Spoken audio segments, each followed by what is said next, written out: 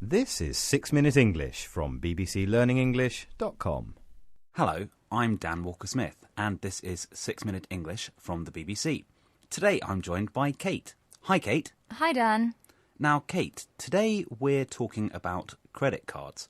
So could you please tell me what those are? Sure. Well, credit cards are the plastic cards we use instead of money. You can use credit cards to pay for items in shops or to take out cash, that is money in its physical form, such as coins or notes. So this week's question for you, Kate, is in what year was the first ever credit card introduced? Was it A, 1951, B, 1955, or C, 1962? That's an interesting question. I had no idea they even went back as far as 1962. I thought they were much more recent than that. So in that case, I'm going to go for C, 1962. OK, we'll see if you're right at the end of the programme. Now, one of the most obvious advantages of using a credit card is that it's often more convenient than carrying cash. If something's convenient, it means that it's easier generally or more suitable. As you're not using actual money, some people say that credit cards can encourage you to spend more than you can really afford, and you could fall into debt. Could you explain what this means, Kate? Of course. Well, the word debt, spelt D-E-B-T, is when you owe money to someone else. And unfortunately, credit cards often mean that people build up an awful lot of debt, so they're often not a terribly good idea. Have you ever had a credit card, Dan?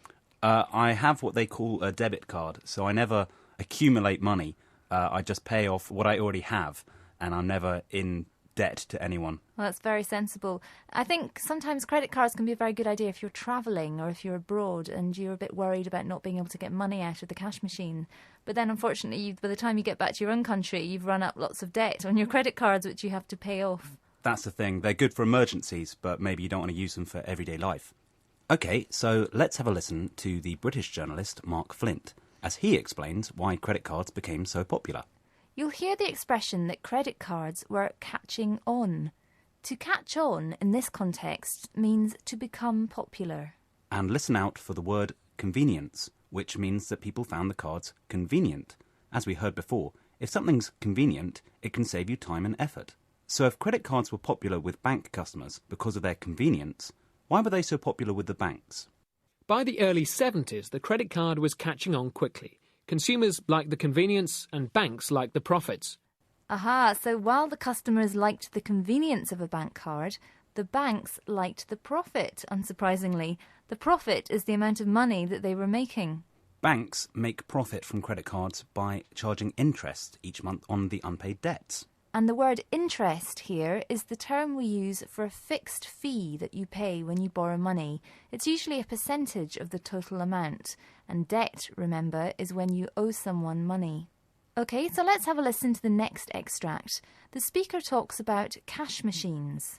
These are machines where you can take out money or cash using your credit card. They're also called ATMs, which stands for Automated Teller Machine. Can you tell me when the world's first cash machine was installed? People were slowly getting used to plastic money, which would eventually be crucial to another banking revolution, cash machines. The world's first ATM was installed in a Barclays branch in London in 1967, but it was quite a complex transaction. Right, so the first ATM in the world was installed in 1967. It was opened at a branch of Barclays Bank in London.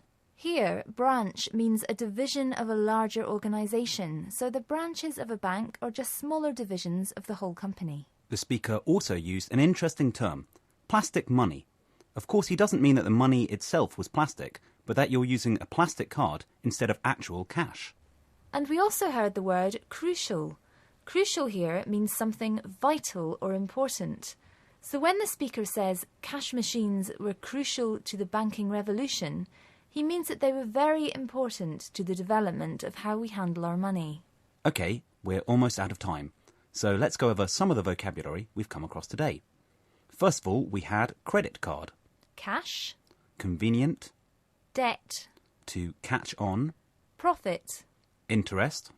Cash machine. ATM. Branch. And crucial. And let's go back to today's question. In what year, Kate, was the first ever credit card introduced? And I made a complete guess because I thought the 50s were a bit too early to have credit cards, so I went for 1962. And for the first time in a number of weeks, Kate, you're wrong. Oh dear. In fact, credit cards were introduced in 1951. Gosh, I find that really surprising. I had no idea that they had credit cards that early on in the early 50s. Well, actually, the story goes that in 1949, Frank McNamara, who was head of the Hamilton Credit Corporation, was apparently having supper with his lawyer and a friend in a New York restaurant. And at the end of the meal, he realised he'd forgotten his wallet, he couldn't pay for the meal, and he'd have to ring his wife to bring him some money. Oh, poor old wife. So he was so embarrassed by this that he decided with his fellow diners to set up the Diners Club credit card so that he could pay for meals without needing any money. Ah, so that was the first credit card. Well, if the story's true, I'm not entirely certain whether there's any truth to it entirely, but it's a nice story. It is a nice story, and it's interesting just to see how the idea of the credit card first emerged. So from all of us here at BBC Learning English, thanks so much indeed for listening, and goodbye. Goodbye. That was 6 Minute English from bbclearningenglish.com.